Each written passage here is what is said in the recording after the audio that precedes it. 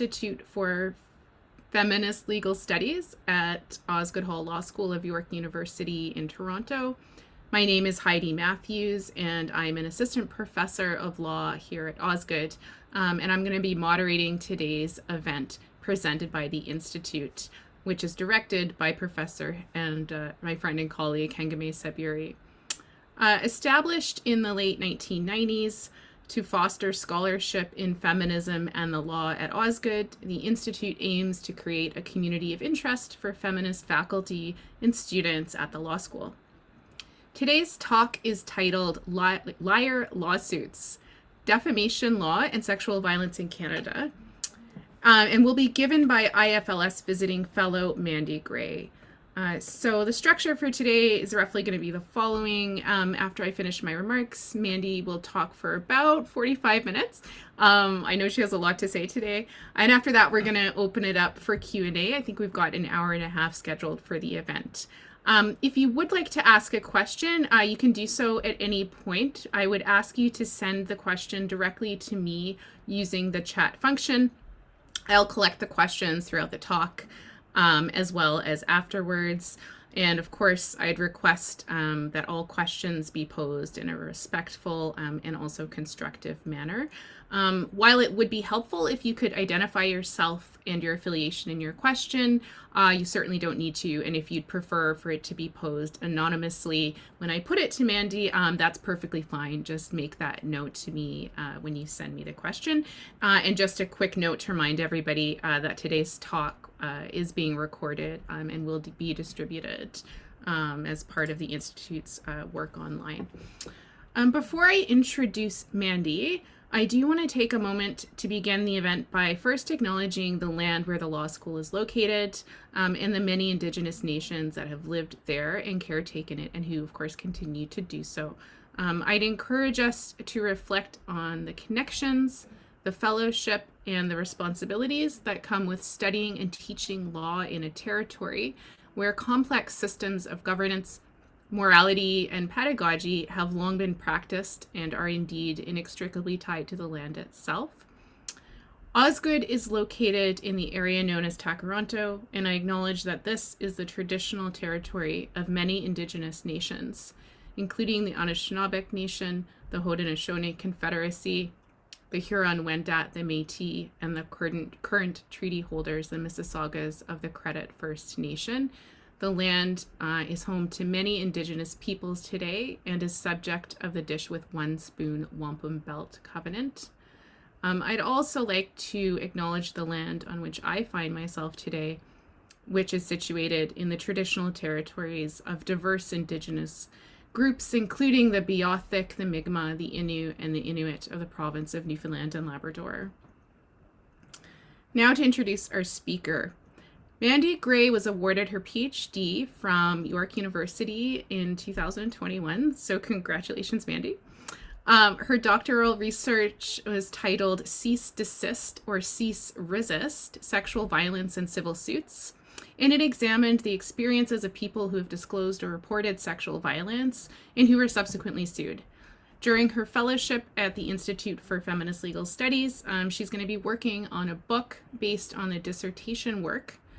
And from 2021 to 2023, Mandi is a Health System Impact postdoctoral fellowship holder, jointly funded by the Canadian Institute for Health Research and Alberta Health Services in partnership with the University of Calgary Cummings School of Medicine. So once again, thanks everyone for coming. We really appreciate taking the time. I'm sure that this is going to be a provocative and intriguing talk that will lead to an engaging conversation. And so with that, I will turn the floor over to Mandi.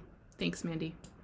Thank you for that amazing introduction. I just want to let everyone know that I'm operating on a computer that got me through grad school. So if there's any delays, sorry, precariously employed academic.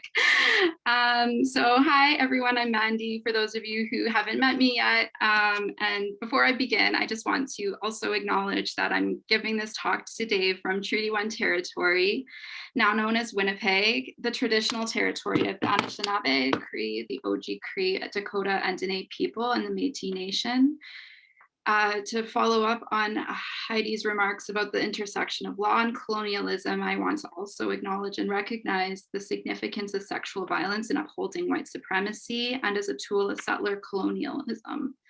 While my talk today focuses not necessarily on these themes explicitly, I felt it was crucial to make a direct acknowledgement of this fact and to make reference to how sexual violence has been an effective weapon across numerous sites throughout time. My talk is dedicated to the silence breakers who opened their lives to me, who shared some of the most painful and challenging moments of their lives, and who did so with the explicit intention of making the world better for those who experience sexual violence. They did not talk to me as a means of punishment, revenge, or to humiliate the men who had perpetrated violence against them, as is often constructed in media and mainstream Twitter discourse. I also would, of course, like to thank the Institute for Feminist Legal Studies at Osgoode for hosting me this semester as a visiting resident. Osgoode has always been such a welcoming place to my research, and I'm just so happy to be here. And finally, of course, I have to acknowledge the funders of this research, which is SSHRC, who funded my doctoral research, and then my current role as a Health System Impact Fellow, jointly funded by the Canadian Institute for Health Research and Alberta Health Services, which provides me with protected academic time to work on translating my research findings into a book-length manuscript, which this talk will hopefully generate some ideas and get me back to writing, which is what I need to be doing. So, as I'm sure many of you who came out today have seen the headlines in the news and noticed a surge in stories about lawsuits initiated by men accused of sexual violence against people, a majority of whom are women, who have reported, disclosed, or have merely discussed sexual violence. In 2019, two anti-violence organizations, the Barbara Schleifer Clinic and a group of West Coast feminist organizations who call themselves the BC Coalition, intervened at the Supreme Court of Canada in the Points in the Bent case regarding the scope of public interest in the newly enacted legislation intended to protect people from frivolous lawsuits intended to stifle expression in the public sphere. The two groups identified a note increase in the use of defamation law by men accused of sexual violence as a means to silence, humiliate, and again, punish their accusers.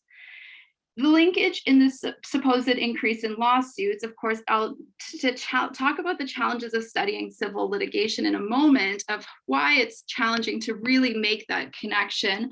However, we can make some assumptions just from the research I've done and the media headings that have here on the screen. And numerous cultural moments that have really encouraged people to report sexual violence, whether it's the news breaking about Shianka Meshi, the creation of standalone sexual violence offices on post-secondary campuses across Canada, and then the obvious explosion of the Me Too movement with just a few years ago. With that being said, I'm not here to suggest that this is a new problem or it's one that I've suddenly discovered. Here's a story from 1981, and it could have literally been published recently. And this was the very first lawsuit that I came across in my research. Thank you to Constance Backhouse, who helped me with this larger historical understanding of these lawsuits.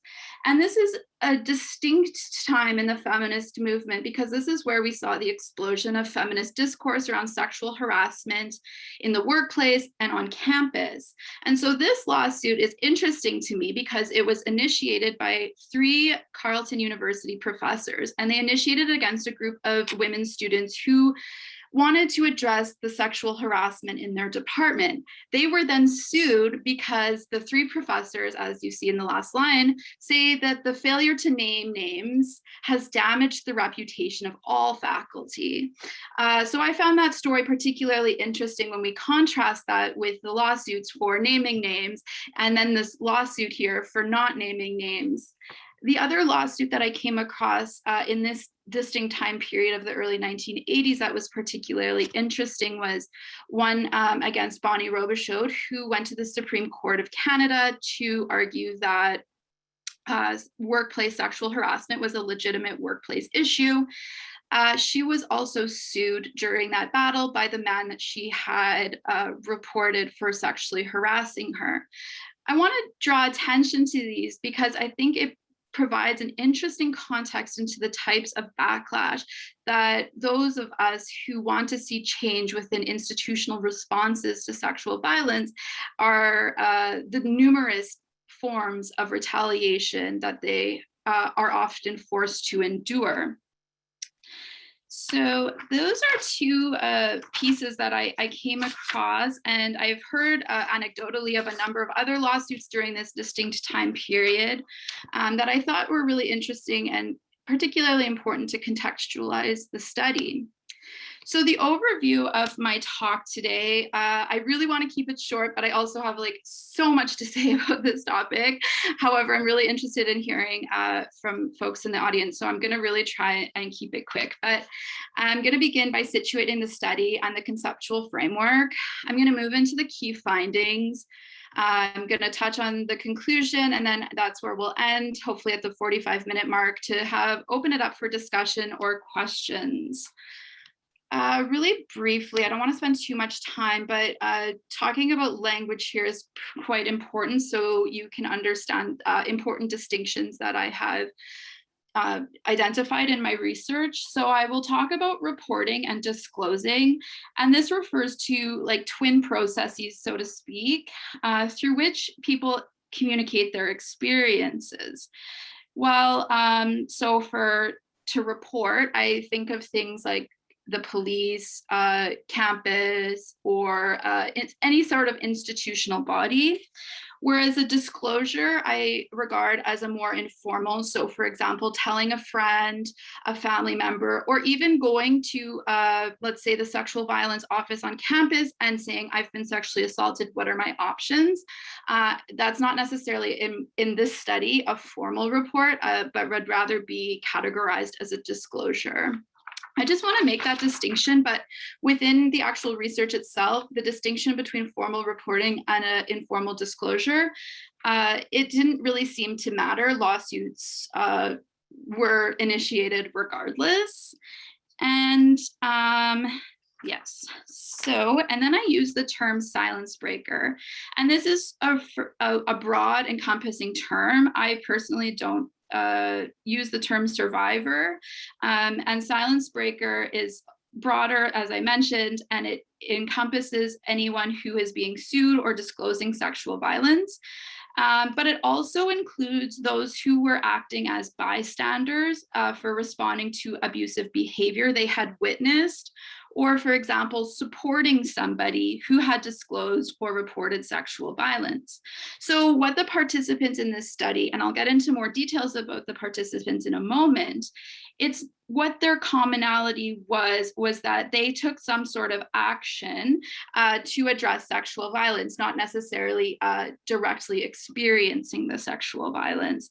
So silence breaker is therefore a more accurate and encompassing term to describe the group of people that I interviewed. And it sometimes was a bit muddy. So for example, I had spoken to people that I regarded as bystanders who were sued, and then it later came out that they had also had their own experiences of sexual violence, which is why they took action to support someone. So it's not to say that the bystanders or silence breakers didn't experience sexual violence, but it doesn't necessarily mean that they did either. So I also want to draw attention to the fact that I use the term sexual violence, again, because it's broad and encompasses a wide range of actions and is not necessarily tied to any criminal legal definition. I avoid the use of legal terms because not all of the actions that were experienced as sexual violence would necessarily be regarded as like a criminal code offense, for example. And then, of course, just on language, I don't need to get too into this, but all of the plaintiffs, except for 2 who initiated legal action, are cis men, and a majority of the silence breakers are cis women, and there were 3 non-binary participants as well. But since a vast majority of the plaintiffs in this study are cis men, I use he, him pronouns, and when referencing the silence breakers, I use the pronouns that they requested. And finally, I don't use the term criminal justice system. I prefer to use the term criminal legal system due to an absence of justice for people who've experienced sexual violence. Anyways, that's just a note on language that I wanted to be very clear about, so you know what I'm talking about. So I want to briefly talk about my own research trajectory and how I came to this study, and it'll also provide some context about the study itself. So in 2015, as some of you may be aware, and I'm not going to get into the details here, I reported sexual assaults both to the university and the police. And in making that decision, there were a number of competing factors that I weighed in making that decision. It was not as necessarily clear cut as I'm going to report or not report. There was a number of considerations that I took, one of which is what are the consequences of making that report? So I was under the naive and incorrect assumption that a formal report, both to the university or the criminal legal system, would provide me with some sort of protection. I had a false sense of security about what could happen if I made a formal report. And then when I did decide to go public, I talked publicly about what I had experienced and numerous systemic injustices. And if you're interested in that, I did document it in a film, Diary of a Raped Child. It's on Amazon Prime. It feels like a lifetime ago now. But one thing that was particularly interesting as I engaged in this project is that I asked an advocate within the gender-based violence sector, can I be sued for doing this work? And she had gone to law school and trained in law. She wasn't a practicing lawyer, but she said no, because if you believe what has happened to you is true, that will protect you from a lawsuit. And she just said, you know, be careful with your words, et cetera, et cetera. And I took her advice at face value. I didn't think much about it. And I continued to engage doing advocacy and activism in various spaces. But I think back on this time in my life, and if I knew then what I know now, I can't say with such confidence that I would have been such a vocal advocate. And that's a fact that actually makes me very sad. And it also makes me curious about how much goes unsaid, uncontested, due to the fear of the high cost of litigation, which I'm going to get into in this talk. And it extends beyond just the financial costs tied to being sued. And so I accepted this information without hesitation. And that work isn't necessarily central to the study, but it does shape this work in such crucial ways that you'll understand throughout this talk, and provides really important context.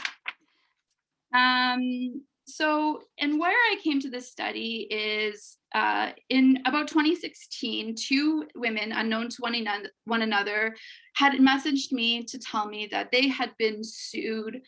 Actually, one was both sued and faced criminal charges for reporting men in the workplace for sexual violence. They both lost their jobs and they both faced legal action.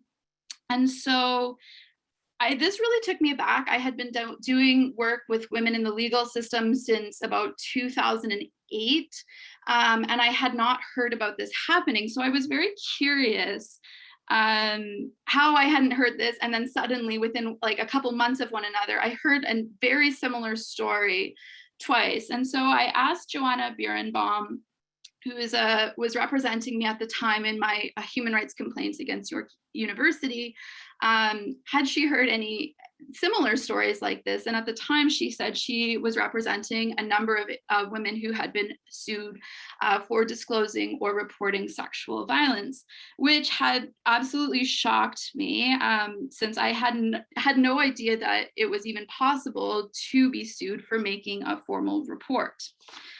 And so I was really interested in these lawsuits. And so and the absence of these lawsuits, and this predates me too, but it was still the Jian Ghomeshi moment, we'll say, that there was a lot of discourse happening, but somehow in feminist activist circles, academic circles, I hadn't been hearing about this. So I was really interested in interrogating, to the extent that this was happening, was it just a coincidence that Joanna knew 3 people, I knew 2 people? So I took the possibility of this project to Amanda Glassbeak, my supervisor at York, and she was a little apprehensive at first, unsure of the extent that this was actually happening, if I was able to find research participants for this project.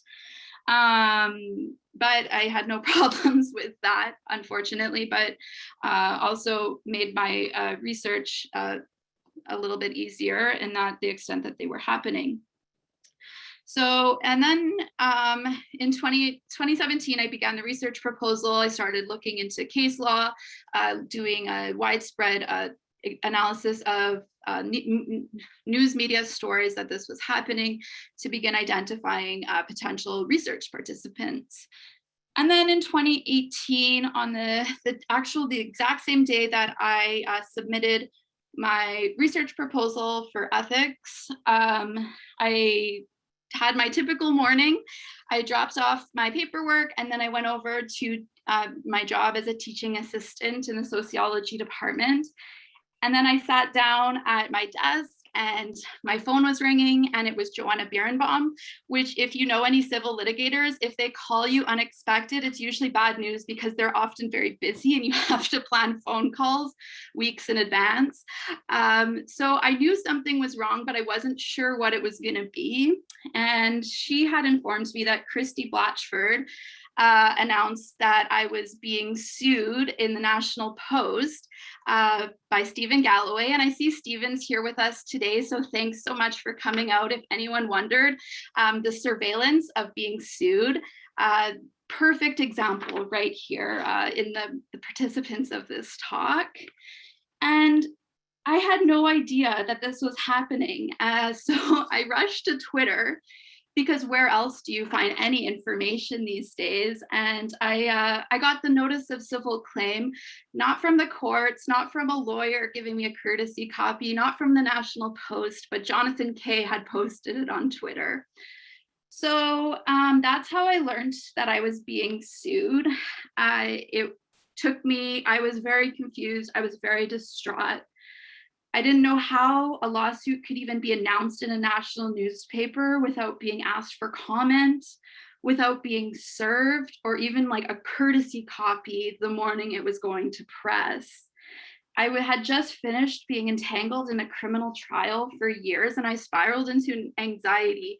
It was a very distressing time. I knew that this would just mean more lawyers, more hate mail, more threats, more time spent rearranging my schedule to accommodate the schedules of the court, who had no regard for my own life or plans.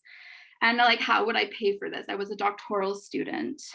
Blatchford alleged that I called him a rapist. I knew I hadn't tweeted anything like that, but without the claim at the time, I had no idea what exactly it was I was being sued for. I learned that I was being sued for posting a photo of myself in the woman who had initiated the complaint. She is an artist, and I had posted a photo of myself at her art gallery. I was being sued for that. Her show was to explicitly examine the silencing effect of reporting sexual assault on campus. 3 years later, the litigation is still ongoing.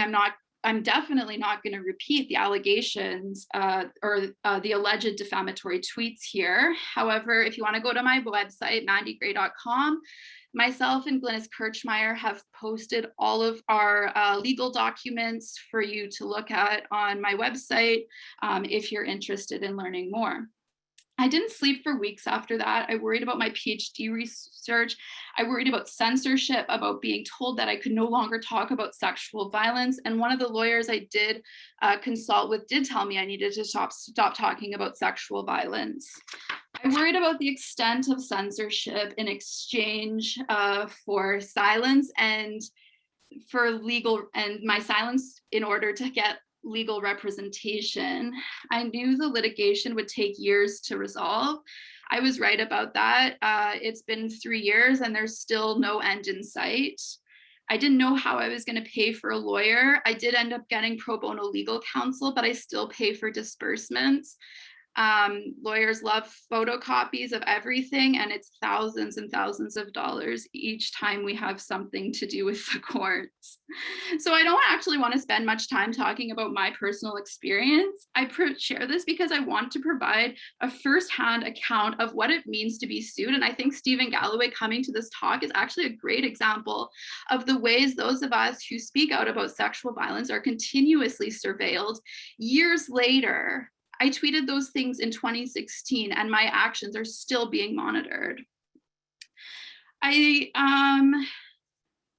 stopped talking about being sued with people because they often dismissed it, failing to recognize the machinery of the legal system. And regardless of whether or not I win or I lose, in my opinion, there are no winners here. And this is the same sentiment I walked away from the criminal legal trial with. And I also share this because I need to be transparent about the experiences in my own life that have shaped this research, and that I am under no circumstance a neutral nor objective researcher. I don't necessarily see that as a limitation, though. Rather, I think it has strengthened this study and provided access to the topic in a manner that few would be able to access. And it has shaped my ways of my analysis in ways that I'm familiar with and not familiar with at this juncture. And so while I begin with my own experience, I want to be explicit in the fact that this study is a focus on the interview participants, the legal documents, archival materials, newspaper articles, and courtroom ethnographies. Taken together, I present to you my research findings, and this is not an autoethnography by any means. And yes, so sorry, one moment. I forgot to put page numbers on here. So yeah, and I also believe that because I was public or I was made public that I was being sued, I also felt that provided me with an opportunity to connect with research participants, and that they trusted me to know that the high stakes of being sued and the potential consequences for any potential breaches of confidentiality. And so just in the interest of time, I have another, just a few weeks ago, I learned about a new legal action against me, and this is a legal action taken against me because I did a study on campus sexual assault. I do believe it will be dismissed. I believe, in my opinion, frivolous, but I'll let the legal team or legal system decide that. And while it's frivolous and an annoyance, it's like another instance that I can draw on of the institutional backlash. So I haven't filed my response yet, so I'm not going to get into the specifics, but what I want to draw attention to is the fact that in addition to myself, a handful of other York University staff were named on the action. So this was stuff I had done while a graduate student at York University. Yet my co-defendant, York University, made the decision to defend everyone named on the lawsuit except me. The legal counsel retained for the matter informed me that they will not provide any assistance for my defense because the study, approved by their staff and supervised by a York University professor, was not within the parameters of my employment relationship with them. I'm not going to get into the specifics of this at this time because it's very fresh. I just learned about it. But I want to share this as I was preparing for the talk to acknowledge the magnitude of backlash that people experience. And I am able to somewhat be public with my experience, but this is not an isolated incident. This is a pretty common occurrence of all the participants that I talk to. And so that's ongoing, and I just wanted to talk about that a bit because I thought it was another great example of the various ways that we are silenced. And if you were wondering about my institutional affiliation, I don't do any sexual violence work anymore for that reason. So getting back into the study, now that you know a little bit more about me, The research questions that were guiding this study are the three here. So what are the individual and social consequences of lawsuits against silence breakers? How do these lawsuits contribute to the reprivatization of sexual violence and chill public sexual violence discourse? And finally, can lawsuits against silence breakers be theorized as strategic lawsuits against public participation? So I'm just gonna go back here. So returning to the study itself, in 2019, I got ethics approval and I started to conduct qualitative interviews. I started by interviewing people who had been sued or threatened with a lawsuit. I received so many responses of people who had been threatened with a lawsuit that I asked for an ethics amendment to only talk to people who had legal action filed at the courts. In total, I conducted 17 interviews with silence breakers, and they occupied a wide range of social locations, aside from being threatened with a lawsuit or sued, and their desire to share that experience with me. There were very few commonalities amongst them that I can't really make any generalizations about who are these people being sued. As I mentioned before, a vast majority are cis women. One cis man was sued who was acting in a role as a bystander. Beyond that, they had a range of professions, income levels of education, racial and sexual identities, and a number of the participants identified disabilities during our interview. I provide relatively few details about the identities of the silence breakers, which I do think is a limitation. However, this is in order to protect myself and the participant from any further legal action, backlash, harassment. I also interviewed lawyers and advocates. I interviewed 2 lawyers who had represented men who had sued their accuser for defamation. The remainder had worked in an advocacy role for people who had been sued for reporting or disclosing. And that group accounted for 14 interviews. And I completed the study in late 2020, and I'm hopeful that I'll finish the book manuscript at some point in the near future. So civil law is a really interesting area of sociological study because it really hasn't been examined very closely by sociologists, which is my home discipline. So to date, feminist scholars and activists have mostly focused their efforts on criminal responses to gendered violence and legal reforms, and hasn't been as much interest in civil law or how it works to reproduce gendered hierarchies and rape myths that have been long identified within the criminal legal system. While there's been some critical examination of how men will strategically use family law as a weapon to inflict harm upon their former partners, the study presented here provides a little bit more nuance to the extent of the weaponization of civil litigation more broadly beyond familial relations. The tort of defamation was a new concept to me as I embarked on this study, not being a lawyer. But it is so deeply sociological that I find so fascinating. So reputation is considered so important that the entire body of law, defamation, exists solely for the purpose of protecting people from reputational harm. Prominent English tort scholar Sir Frederick Pollock wrote in 1929 that reputation and honor are no less precious to good men than bodily safety and freedom. In some cases, they may be dearer than life itself.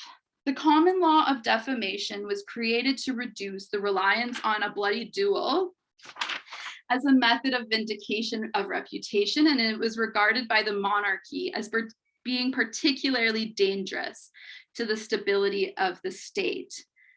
The sentiments about the importance of reputation remain intact to date. The most in-depth explanation of the importance of reputation by the Supreme Court of Canada was in Hill versus Church of Scientology, where the Supreme Court of Canada emphasized the importance of a good reputation as being closely related to the innate worthiness and dignity of the individual. But where it's interesting to come in from a sociological perspective is that while the justices justices in the common law tradition have played the certainty that the justices in the common law tradition have placed on reputation as a fundamental quality of democratic society, the common law has not attempted to define what actually constitutes a good reputation. So to some extent, we can identify someone who may have a good reputation, but how would one explain what is a good reputation? And who gets to make the final decision about who has a good reputation and when someone's reputation has been tarnished?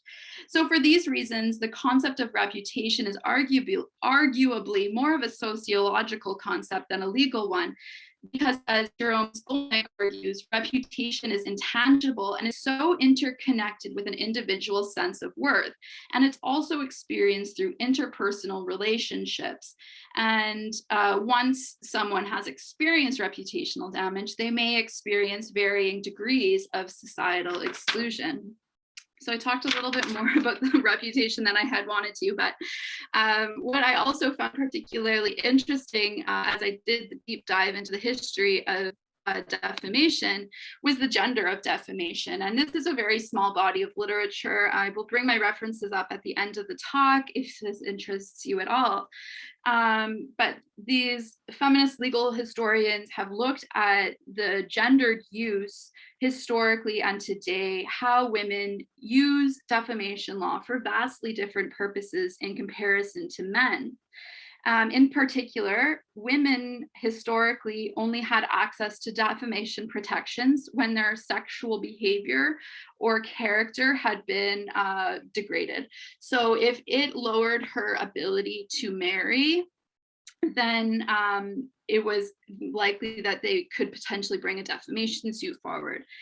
And women, unlike men, have most often attempted to protect their reputation solely from degrading comments about their sexuality.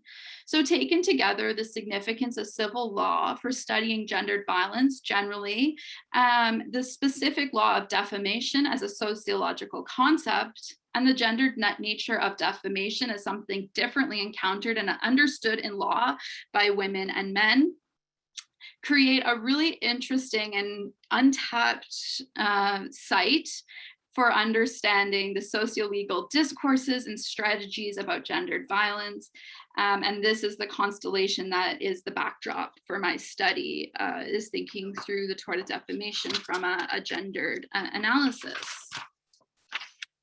So getting into the conceptual frameworks that I draw on, there's two very different, but for this study, very complementary frameworks that I use. And the first is deny, attack, reverse, victim, and offender, a term coined by the feminist psychologist Jennifer Freyd, who provides a useful framework to explain the processes of how men use institutional mechanisms and the strategic manipulation of their peers to systematically deny allegations of sexual violence.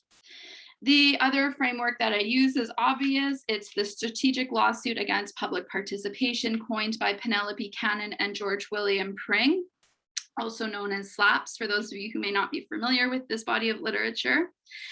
And so I blend feminist insights and the SLAP scholarship to make the argument that these lawsuits are retaliatory and they must be regarded as a very specific and gendered iteration of SLAP suits.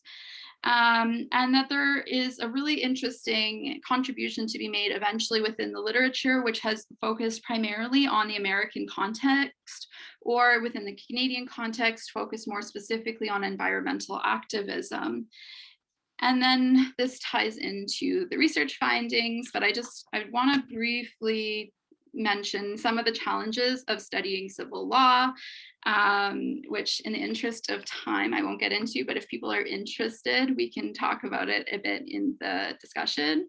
But more specifically, the challenges of studying lawsuits against silence breakers. Some of these are quite obvious given the topic, but people are wary of speaking even when they know they'll be anonymized. There were a number of people who agreed to talk to me and then never showed up for the interview, and I never heard from them again. Of course, I can't say for sure that it was fear, but for example, another participant would not meet with me or allow me to record. We had to do it on a locked Google Doc that would disappear after a certain amount of time. There was rightfully a fear of experiencing ongoing retaliation. Legal counsel would often deter their clients from participating in the interview, even if the legal action had already concluded. And so, of course, this leads me to a limitation of the study is that I'm only able to include the voices of people who were able to speak. And of course, this also I have to mention is that some of the people who did speak did so with significant fear that they would somehow be identified and face further legal action. So those are some of the significant barriers that made it particularly challenging in recruiting participants for the study and even beginning to assess the scope of the problem. My data is therefore shaped and limited by these factors.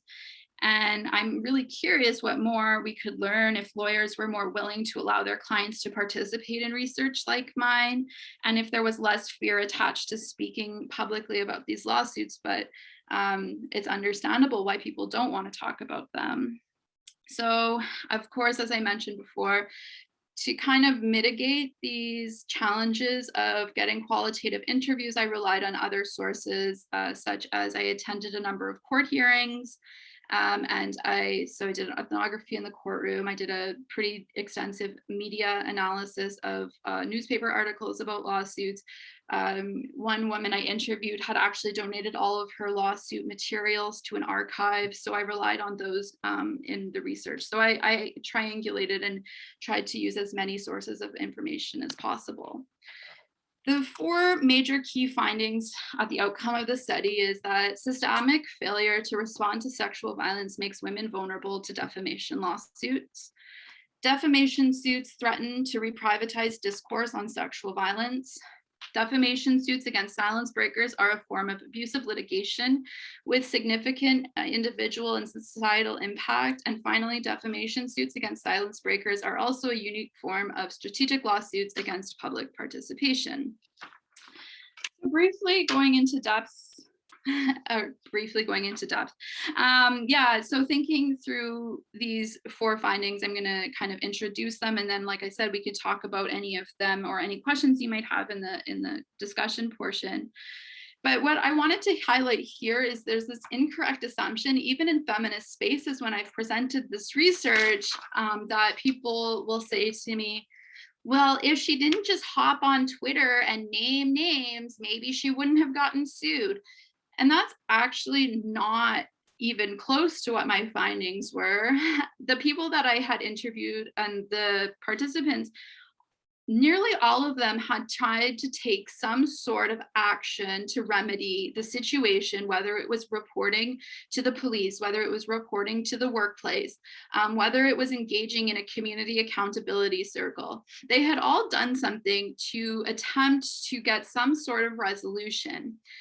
But because of the systemic failures of the legal system that have been very well documented by the numerous feminist scholars that have come before me, the responses were often unsatisfactory, or they experienced retaliation. So, for example, losing their jobs.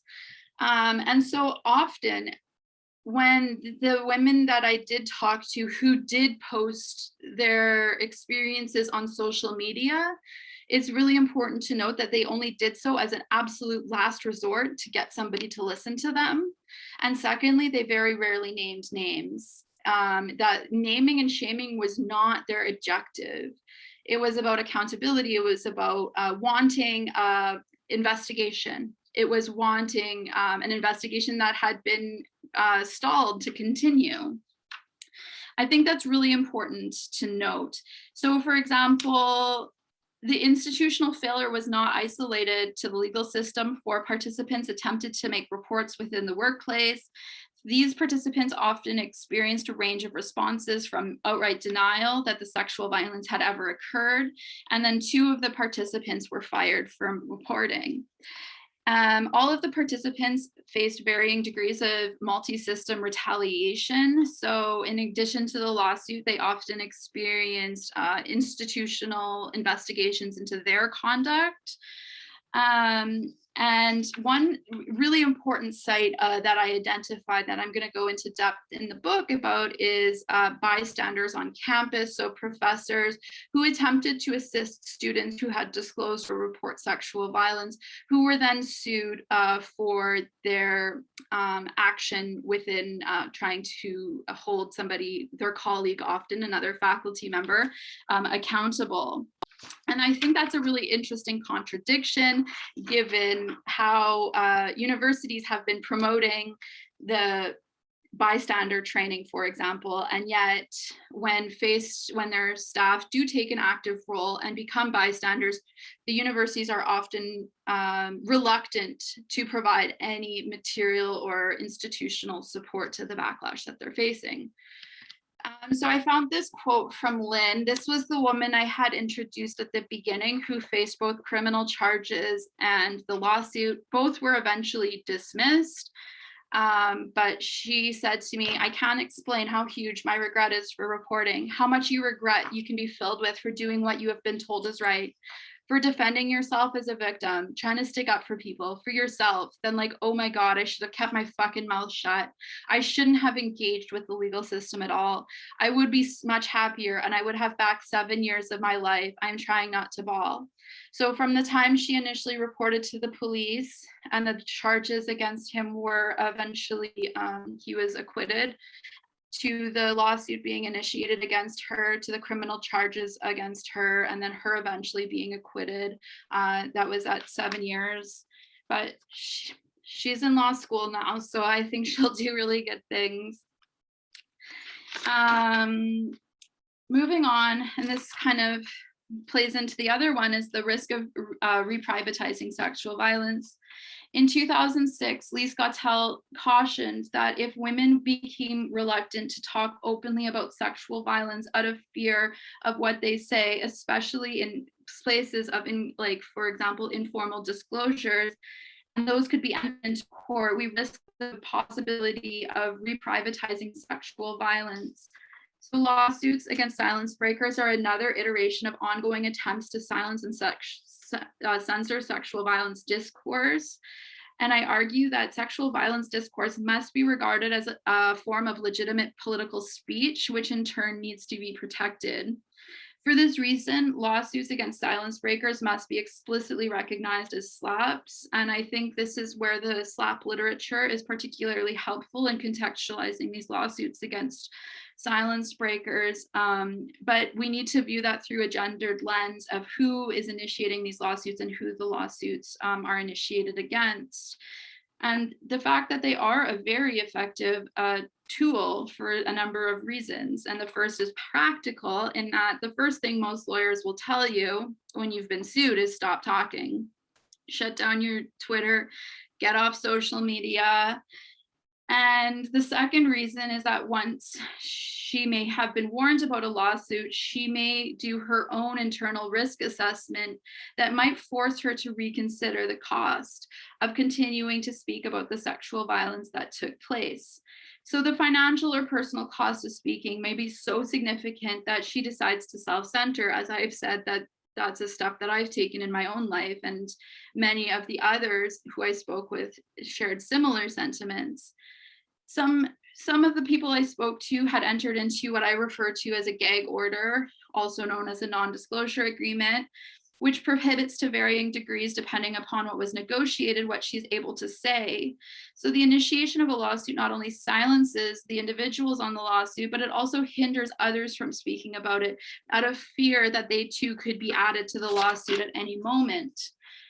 And this was really interesting to me, and a really surprising finding of the study was the extent that the participants told me that their experience of censorship was deeply entwined with their ability to heal from the sexual violence. They felt very stuck, so to speak. And I was shocked by the number of participants that disclosed to me that they were actively suicidal as a result. They could not talk about it, and they felt that they were being punished for what they thought was doing the right thing. And so I think that really points to the anti-therapeutic impacts of law. to the extent that, yeah, it was just shocking how many people disclosed being suicidal throughout the experience of being sued. And I thought this was a quote that spoke nicely to the experience of censorship. And this was from Elizabeth. I cannot speak because it might make the lawsuit worse. I cannot go on Twitter and do me too. I cannot do any of these things because it puts me in a more vulnerable position. It drives me nuts that this happened to me and I can't even talk about it. Kills me. Third, lawsuits are against silence breakers is an iteration of abusive litigation, and the study demonstrated that initiating a lawsuit or even just threatening a lawsuit was one way to continue an abusive power dynamic. So, for example, a common experience is the monitoring of social media, of everyday activities, and it prolonged the relationship between the two individuals. And as I mentioned, they often engaged in numerous complaint processes. So when one was completed, another would begin, and really felt like there was no end in sight, whether it was from the surveillance or ongoing harassment claims, lawsuits, etc. So this is where I found Jennifer Freyd's framework really useful. While Freyd, I think this is important, acknowledged that of course an innocent person is going to defend themselves against false allegations. It's abusive men that retaliate against anyone and everyone who raises any type of concern about their behavior. These abusive men rely on attacks on the silence breakers to situate themselves as the true victims, and the silence breaker is the offender. And so we watch this interesting processes where she becomes the offender for having perpetuated false allegations. So, and it was interesting to the extent that at some point, the tactics of the men who were accused of sexual violence became very standard in terms of the numerous complaints, the ongoing complaints, and the surveillance. So the final finding, I'm just going to skip ahead here, is that obviously these defamations are gendered slaps. And like I said earlier, the literature to date has really focused on traditional forms of political engagement. And so a major shortcoming of the literature to date is the assumption of this homogenous defendant. It's oftentimes like the environmental activists taking on the oil company, for example. And so scholars such as Byron Sheldrick, which will be in my bibliography, have identified the disparity of resources and power between plaintiff and defendant. I find this analysis overly simplistic and does not account for the complexity of lawsuits that against silence breakers.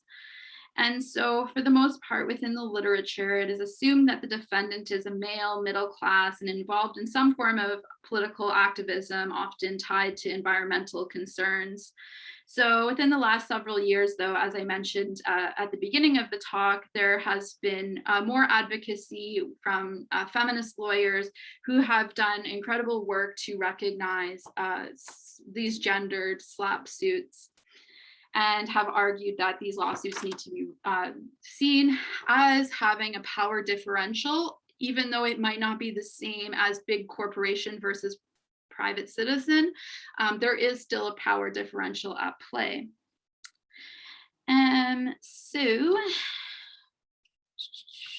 I wanted to talk briefly, because I talked about a lot of the negative silencing, censorship, consequences of these lawsuits, but I also want to give space to acknowledge the resistance that all of the silence breakers engaged in to varying degrees and with differing tactics of resistance. So while a lot of the participants did disclose that they felt censored, that they no longer engaged in public discourse, they also engaged in a number of tactics of resistance. So for example, Catherine, a queer woman of color who was sued after reporting the man who had assaulted her to the police, she adamantly refused to sign a non-disclosure agreement, and that under no circumstance would sign a non-disclosure agreement. And once she threatened to countersue for the sexual violence she had experienced, they were able to settle without a gag order. And there was also Laura, who I interviewed, who signed a non-disclosure agreement, or gag order rather, and she later decided to disregard the terms of the gag order and decided to speak publicly about the ways in which both the legal system, another example of being reported to both the police and having a lawsuit against her for so-called false allegations.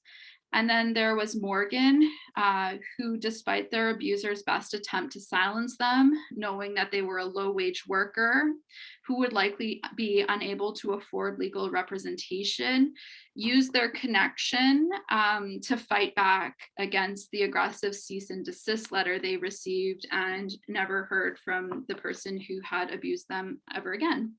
So with that being said, resistance to sexual violence and attempt at silencing comes at a significant cost: financial, psychological, relational, professional.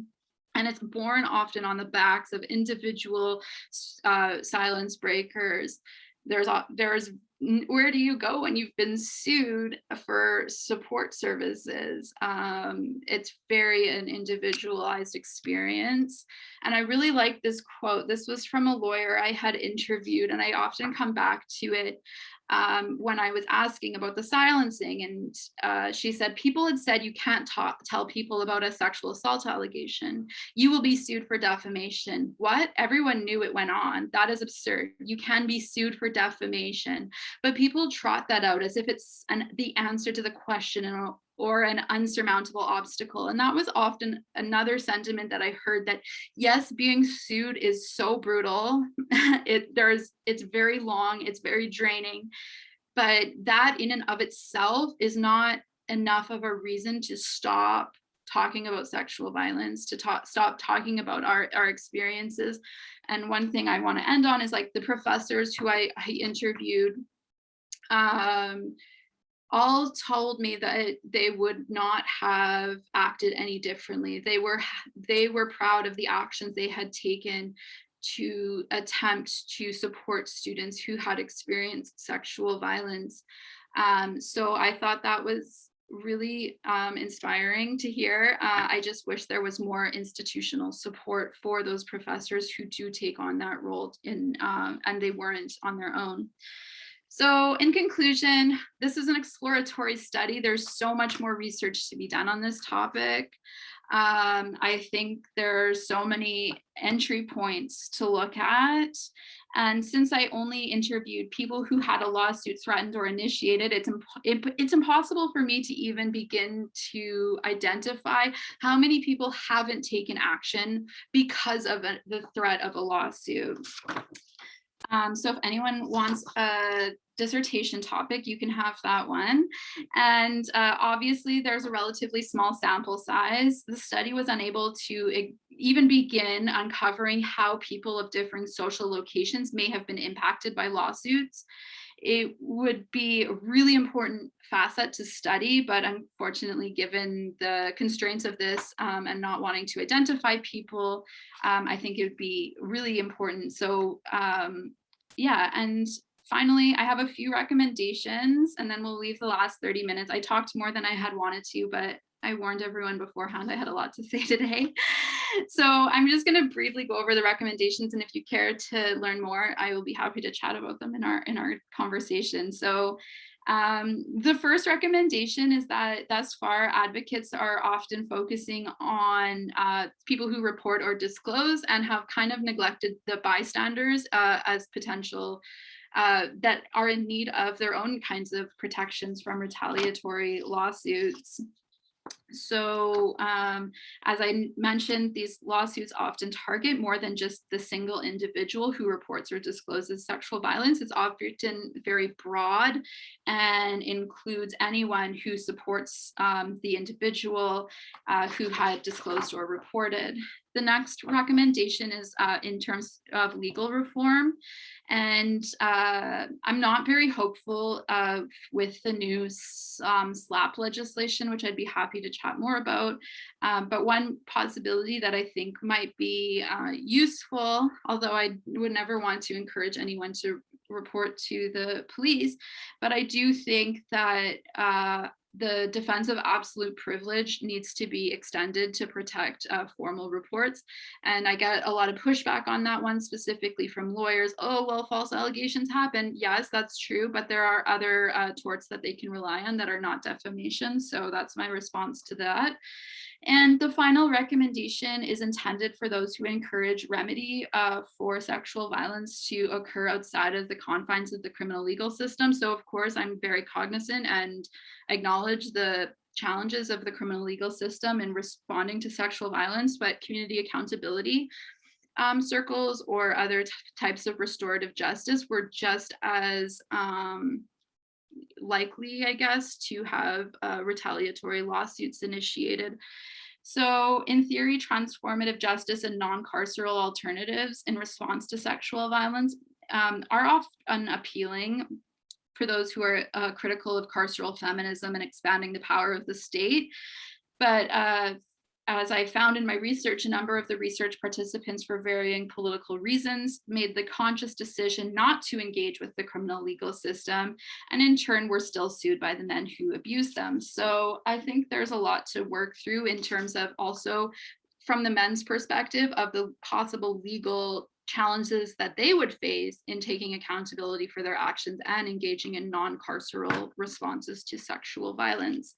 So I gave a very quick overview of my key recommendations. Oh yeah, if you want to, here I am, my website. If you want to go to the Galloway lawsuit tab, you can check out all my legal documents if that's interesting to you. I'm on Twitter, and also please don't sue me because I'm a postdoc and I don't have any money. And here's my reference list for those of you who would like to do some further reading. And yeah, I'm happy to open it up to some discussion for the next 25 minutes. And my apologies for going over time. Tremendous. Thank you so much, Mandi, for that discussion. It was incredibly rich and enriching, and obviously a lot on the table there for the question and answer period. So I do have a couple of questions. So just a reminder to folks, if you do want to pose a question to Mandi, you can do so either using your name or anonymously. Just send me the question in the chat. So the first one in the queue, Mandi, asks whether you have noticed anti-SLAPP legislation having any impact on lawsuits against survivors.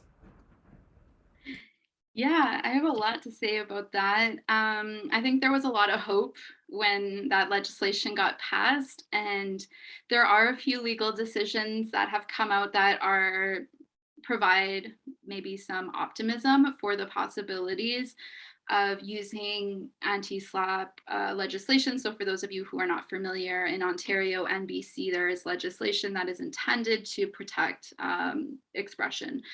And so, for example, I touched on a few of the cases in my dissertation, and there's a few that have been, decisions have been released since. So there's the Metro Kink, I can't remember, association. It was in Vancouver, and they were sued by a dungeon master, I believe. It's been a while since I looked at this specific case. Essentially, they said they would no longer be referring their members to his dungeon parties or whatever, because he had engaged in a number of non-consensual activities. And so he sued the Metro Kink Society, I believe, MKS, yes. And so they had initiated an application or a motion to have it dismissed using this new legislation at the time in BC. And there was some interesting, I think it was a really interesting decision in that I think it was because of the judge had just made the decision that, well, why didn't they just report to the police? If this was sexual assault, they didn't report to the police. Not recognizing the uniqueness of the kink community and the reasons why that community specifically may not want to engage the police. And so that slapped motion was not successful. So that lawsuit's continuing. But there are a few that are. So if you want to email me for the case citations, I can't remember them off the top of my head, but I will email them to you. But why I'm not that hopeful about the SLAP legislation is it's not as simple as maybe people anticipate. So for example, oftentimes people will say, but there's SLAP legislation now, so I can't get sued. And it's like, no, you still have to go in front of a court and argue why this is this is a public matter of public interest that needs and speech that needs to be protected. So for myself, I'm currently in the process of a SLAP motion. So that was argued in the spring. It was, I think, 7 days of hearing. So it is still incredibly time consuming. If you go to my website, you can see the materials that I had to draft for that. Of course, my lawyer did that, but I was still very heavily involved. So just judging from my own personal experience of how time consuming and expensive it was, having to go through a cross-examination and broad sweeping kind of like a mini discovery happened. I had to give over all my emails, all my messages with that I like private messages from like 4 or 5 years ago. It was a really invasive processes. So I'm still undecided on how I feel about it. And I don't know if the outcome in this decision, which I don't know, it should be soon, it was heard months ago, but from my own personal experience, having gone through the SLAP motion, I don't see it as an easy out, nor should it be, of course. Like we also need to balance the need for like a robust legal system, and access to justice, of course. But yeah, I will be interested to see how it evolves, specifically in cases of sexual violence. And there have been a few where it has been successful, and I'm not entirely sure if it was appealed or where it's at. As I finished this dissertation in May and have kind of not come back to it until preparing for this talk. So that's a great question, though. Thanks, Mandi. So the next question asks whether you would make any connections between on-campus sexual violence investigations and those that take place as part of more formal court processes, and then relatedly, whether you prefer less or more formal modes of investigation. Oh, that's a challenging question. I think they're all flawed for varying reasons, and not just for the, I don't know, we'll say the victim, survivor, person who makes the report. They're also like challenging for the person accused for differing reasons. And yeah, what would I prefer? I honestly don't have any. I think it's really what somebody wants to get out, what the outcome is, and what is their ideal end of the processes in terms of which one is better. And I feel gross talking about like better in terms of sexual violence. Like neither are going to be a fun experience that you're going to feel amazing after. And being involved in an investigation is brutal. You're challenged and questioned, and you have to give up all pieces of your life for scrutiny. So I don't know which one could be better. They're both awful for differing reasons in terms of linking them to lawsuits. So we will use Stephen Galloway as an example. UBC really messed up that investigation. And that's what I mean when I say that these institutional failures are making people vulnerable to defamation lawsuits. Is why is the individual woman who reported now being held accountable for the institutional processes being inherently flawed? So yeah, I don't think that's probably not a satisfactory answer, but as you can imagine, I'm less optimistic about the possibilities of campus sexual assault investigations. And I wouldn't encourage anybody to make a formal report to a university at this juncture. Thanks. Just a reminder to folks to send me the questions directly in the chat if you do have some. We've got still a little over 15 minutes left. I'll use my prerogative as moderator, I suppose, to ask a question. So I have one. So okay, so I would say that, interestingly, an important part of feminist critical law reform projects is the way in which they focused on, let's say, upending ways in which legal doctrine has historically worked to produce and perpetuate negative, harmful, and wrongful myths about women's sexuality, sexual behavior, etc. And so, for example, if we look to criminal evidence law, it's impermissible now to use evidence of prior sexual activity to draw either the inference that a complainant in a sexual assault case was more likely to have consented to the activity in question, or less worthy of belief. And so we might think of this as an example of the law stepping in to help kind of re-socialize or participate in the co-production of cultural approaches and attitudes toward understanding women's sexual behavior, but also the role of reputation in the broader legal project, right? And so I think it would be fair to say that reputation as a thing, which you touched on a little in your talk, has really been key to feminist organizing and activism. And I wouldn't want us to lose sight of that part of the feminist project. And so I think as feminists, it would seem wrong to me to claim that sexual reputation is not something worthy of protection, or not something worthy of getting right in some way.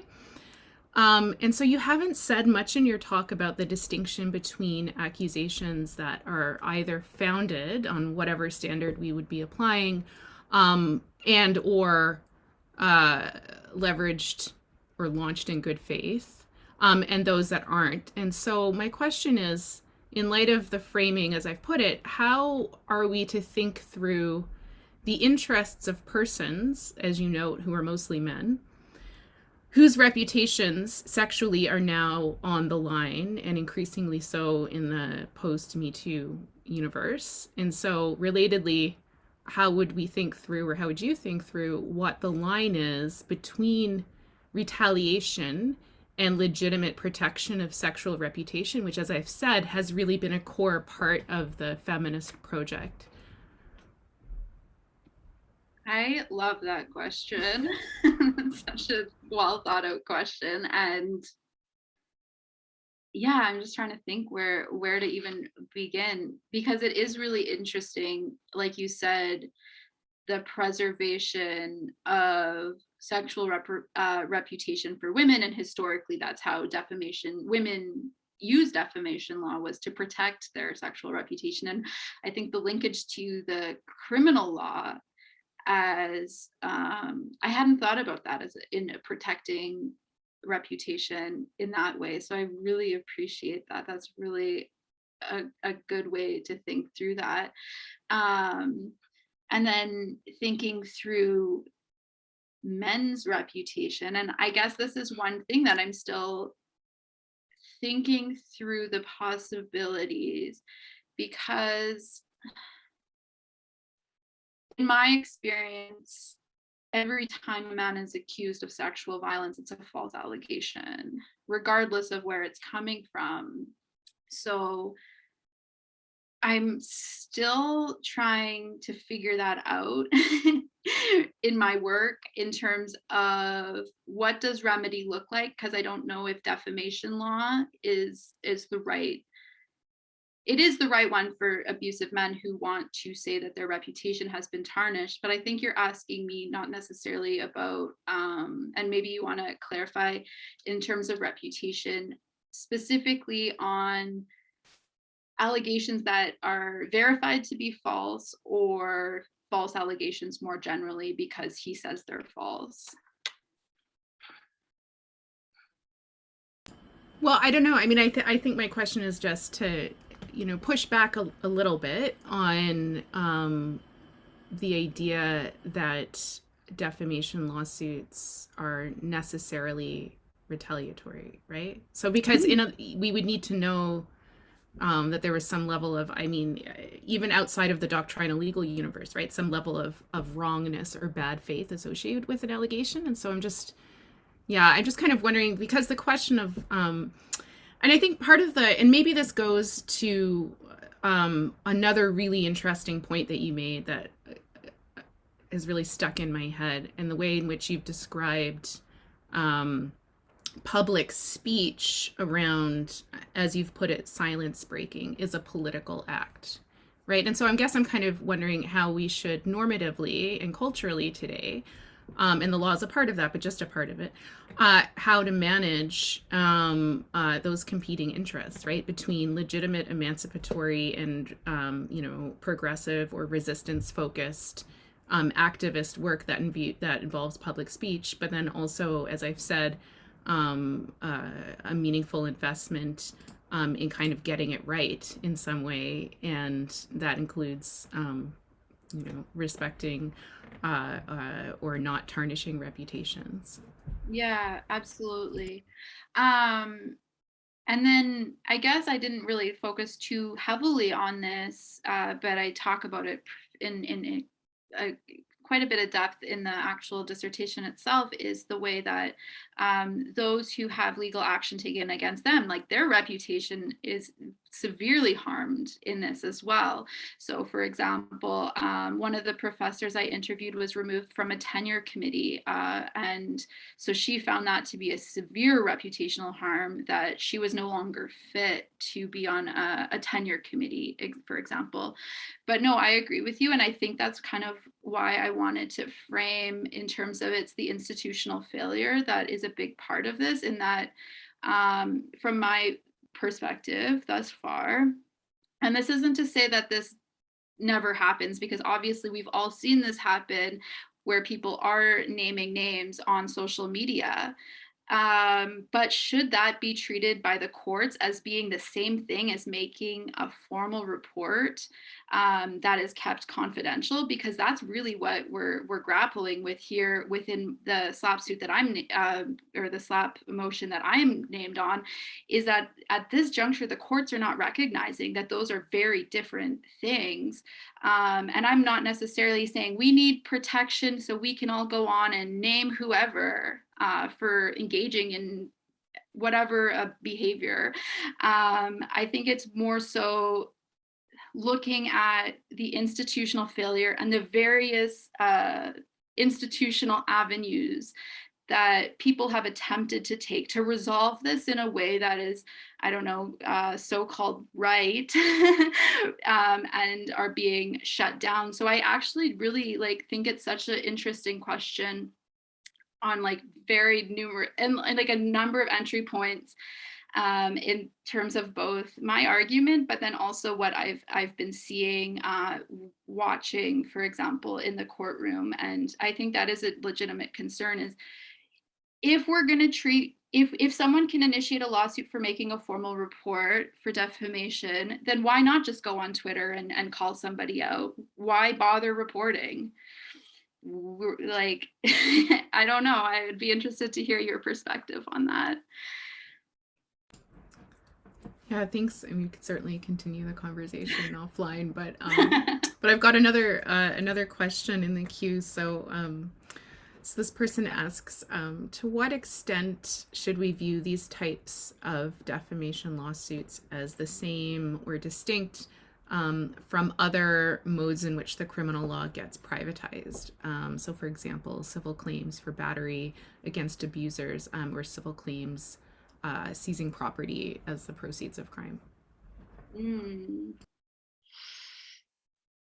Yeah, that's a really great question that is another like example of why these lawsuits are really interesting, because then it suddenly becomes against, and from the courtroom, I don't know, the hearings that I've sat in thus far, it has really been treated as two individuals with equal power coming into this just to resolve a dispute. And it's almost as if sexual, and that's the thing with these defamation lawsuits, is they're so central to the occurrence of sexual violence, but the focus is really on the reputational harm that has occurred. So it's a very interesting like contradiction in that it's so closely tied to sexual violence, while at the same time not necessarily being about the incidents that occurred, but rather how that allegation of sexual violence harmed his reputation.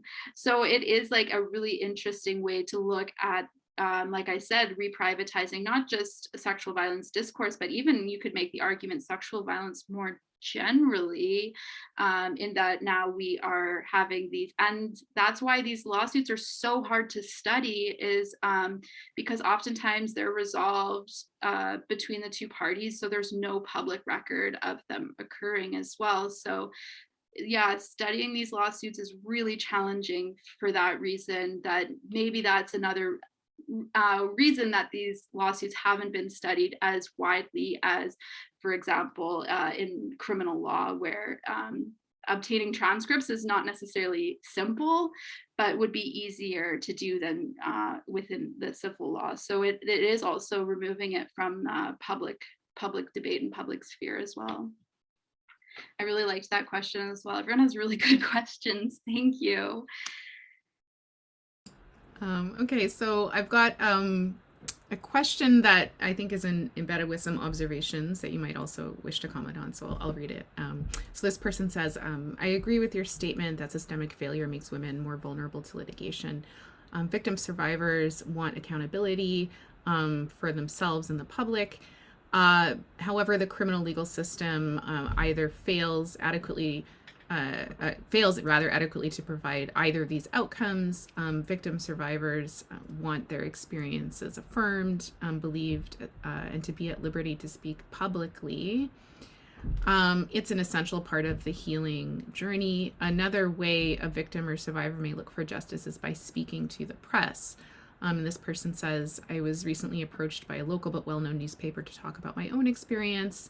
In exchange for sharing my story, the reporter offered to provide access to court audio to transcribe the decision, and have the newspaper's lawyers assist in lifting the publication ban. I am wary about proceeding with the newspaper because of the risk of defamation lawsuits on the part of the accused, defense attorneys, and the Crown. Is there a way to obtain court documents and disclosure without having to talk to journalists? That's a great question. And I will tell you firsthand, don't expect any institution to back you up if you do get sued. Perfect example of that is one person I spoke to, and she waived anonymity in speaking to me, is Mary Lou McPhedran, who's now a senator. At the time, she wrote a column for the Globe and Mail about sexual violence by doctors against patients. She was sued, and the Globe and Mail didn't want to provide her any sort of legal assistance. And I write about that in my dissertation. And so I think that's a really great question. And I don't think that, I personally, yes, you can access court documents, but I will tell you right now, it's not cheap. For example, in my own criminal case, I got all the transcripts and it cost me about $2,000. So I can see the appeal of potentially making that trade, but yeah, maybe email me and I'd be happy to chat offline in a non-recorded venue about pros and cons, because I do think and it's interesting to mention that because one common theme that came up in my research was the growing reluctance of news outlets. So there's this other misconception that I addressed in my dissertation was that, oh, you can just go to the media and they'll just print allegations. But what I actually found in my research was that news outlets have become more and more wary of allowing people to be anonymized in stories about sexual violence. There was a really interesting story about the Toronto Star. There was a boxing gym and a woman, not about what she had experienced. She only wanted to say, I went to this boxing gym. It was a great experience for someone who had experienced violence. And they had legal action initiated against her and they redacted the story. She could no longer say that she was a survivor of domestic violence. So the other thing you want to take into consideration, and this is more general, is like a cost benefit kind of analysis, and then think through like, what kinds of resources do they have? Initiating a lawsuit is very easy, but to follow through with a lawsuit is extremely expensive and time consuming. So in a lot of my experience, actually almost all my participants, aside from Lynn, who I had mentioned, and then the lawsuit was initiated, dragged them through all the steps, and then it kind of like went away. Like even Mary Lou McFedrin, who I had mentioned, the night before it was supposed to go to trial, the Ontario Medical Association, who had initiated the lawsuit against her, they withdrew. So that was almost the closest. So there's a lot of factors to be considered, and I'm not a lawyer, so I can't give legal advice by any means, but I can tell you a little bit more from my experience. And I'm really sorry you have to make that decision for court documents that I feel that you should just be able to access without having to go public, so to speak. So we have just a couple of minutes left, but there is one more question here, so I'll put it to you. They say, great talk, thank you. And I've had several messages saying that, just for the record. This person asks, I'd love to hear more about what you said about the risks of litigation against people who have violated consent, wanting to engage in reparative processes. And if you think the fundamental adversarial nature of the legal system is basically a sign that the whole system needs to be abolished and replaced. I love that. Thank you. I think this was such an interesting question, and it was Joanna Birnbaum, who was on my dissertation committee, who had posed this question at my dissertation, and I haven't stopped thinking about it since, is that like, it's so legally dangerous for men to engage in these processes that like for both parties. And yeah, it is because of the criminal legal system, the civil legal system, in terms of like, how can you take accountability without potentially him facing legal action and like, you know, wanting to take accountability. And also from her perspective, like there, or I'm saying him and her, but I recognize it can be a wide range of scenarios that these situations occur. And so what I found in my research that was really concerning was a few of the participants, as I had mentioned, had tried to engage in these non-carceral kind of community-based healing circles. And it was really funny. Morgan was hilarious because they were very adamant, like, you know, we're like anarchists and fuck the police. And then all of a sudden I say, hey, can we talk about what you did to me? And then Morgan was sued. Morgan had the police showing up at her door saying, can you stop harassing this guy? So there was an interesting contradiction that occurred, that Morgan thought, you know, this would be a better way to resolve this, and then was then thrusted into the legal system by the person who had perpetrated violence against them. So that was one specific example, but that wasn't the only example where that occurred within these like non-carceral spaces. And so I think I would love to see someone do research specifically on communities that attempt to do these accountability processes and how frequently civil legal action emerges, because it's been a reoccurring theme that I've seen, and I would be happy to support if anyone was interested in taking that research on, because like I think it is risky to say, yes, I did this and this, and how for both parties, like we need to think through that. And I think that the people I spoke to went into this with the best of intentions, not knowing that they were going to then have the police showing up at their door and telling them to stop harassing the person who had perpetrated violence against them. So on that note, we are out of time. But on behalf of IFLS and everybody here, huge thanks, Mandi, for being a fellow and sharing your work. And I look forward to continuing the conversation. And again, for those interested, you've got your contact information up on the slide there. So thanks once again, Mandi, and take care, everybody. Thank you for coming.